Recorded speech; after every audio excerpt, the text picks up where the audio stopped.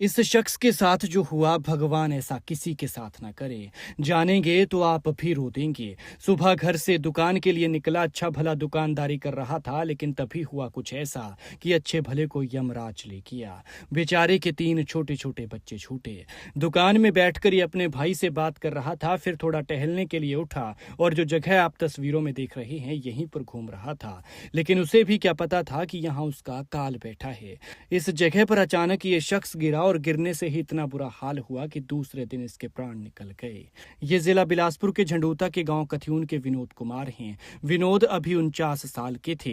विनोद कुमार की 2 बेटियां और एक बेटा है। बड़ी बेटी अभी 19 साल की बताई जा रही है। लेकिन सच कहते हैं कि किस्मत का अगले पल का भरोसा नहीं है। कुछ ऐसा ही इनके साथ भी हुआ। किसने सोचा था कि जो घर से दुकान पर अच्छा भला जा रहा है वो अब कभी जिंदा वापस नहीं लौटेगा, और लौटेगा तो 4 कंधों पर। लेकिन ये तो अभी भी घर नहीं पहुंच पाया है। एम्स बिलासपुर में है क्योंकि अभी तक पोस्टमार्टम नहीं हुआ। बताया जा रहा है कि शुक्रवार को विनोद कुमार घर से बलसीना में अपनी दुकान के लिए निकले थे।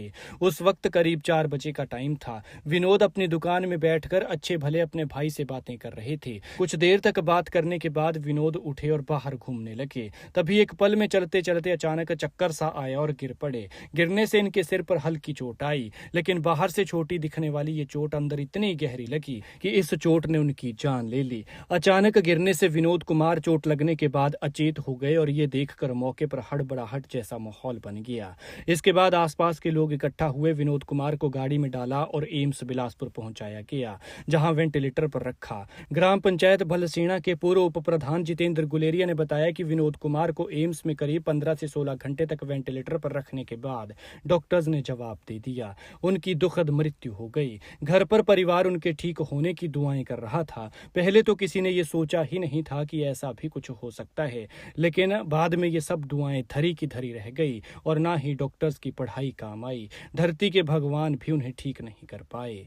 बताया जा रहा है कि आज विनोद कुमार का एम्स बिलासपुर में पोस्टमार्टम होगा, जिसके बाद उनकी देह घर पहुंचेगी। लेकिन जितना दुखद इनके साथ हुआ, भगवान ऐसा किसी के साथ ना करे। 3 बच्चे छूटे और बड़ी बेटी तो अभी 19 साल की बताई जा रही है। खैर, भगवान मृतक की आत्मा को शांति दे और दुखी परिवार को दुख सहने की शक्ति